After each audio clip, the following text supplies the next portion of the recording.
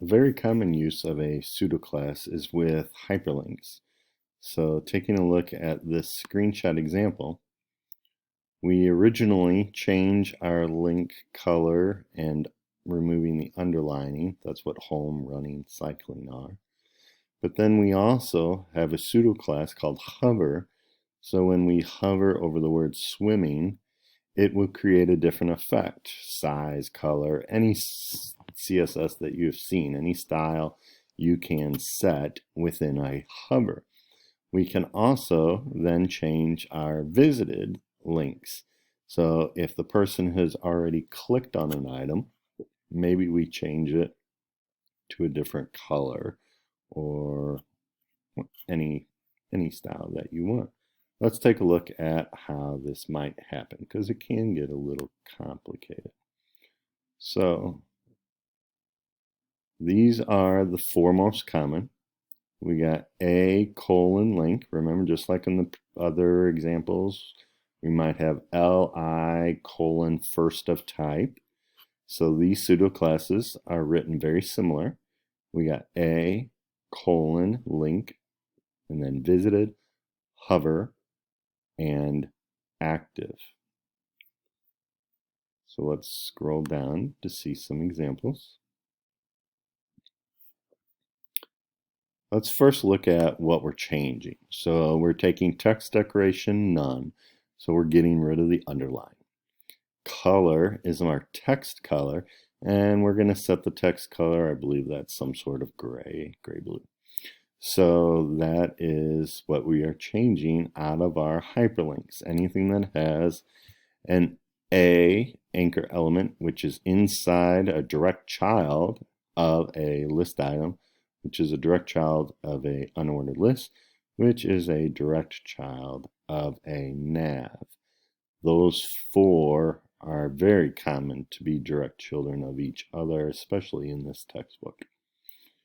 So let's take a look. We got a link and a visited.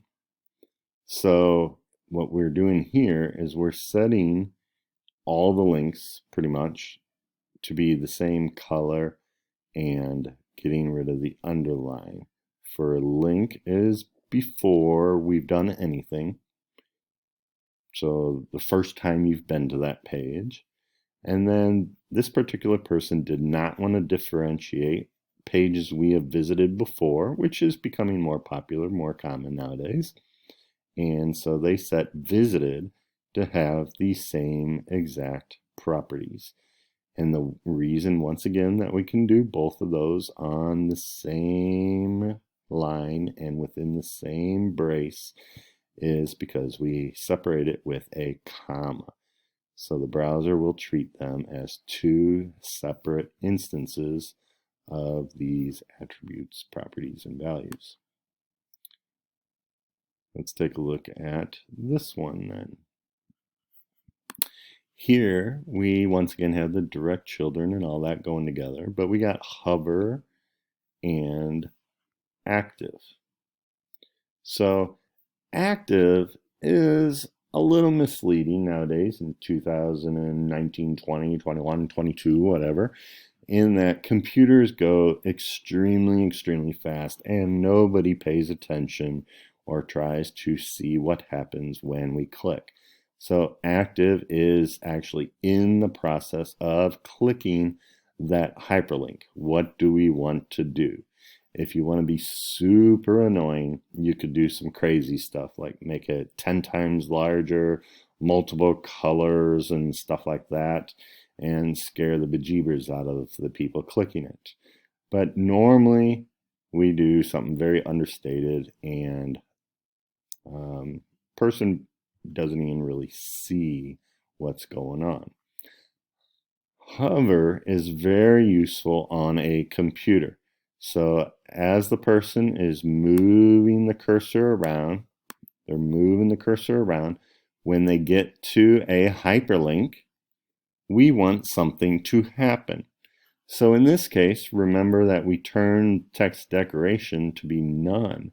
So there is no underline for our hyperlinks. So when we're moving the cursor around the page, if something is clickable, we actually want to put that underline back. We want to make it visible under my hyperlink. So that's what a hover will do. It'll make that underline visible, and it'll actually, in this case, change the color quite a bit from that grayish color to the medium purplish, reddish color that we saw in the example down below. So we have our standard, our link, and our visited, and we have our hover and also our active changes color. Now you got to be kind of careful with accessibility and other items in that you don't want to differentiate too much.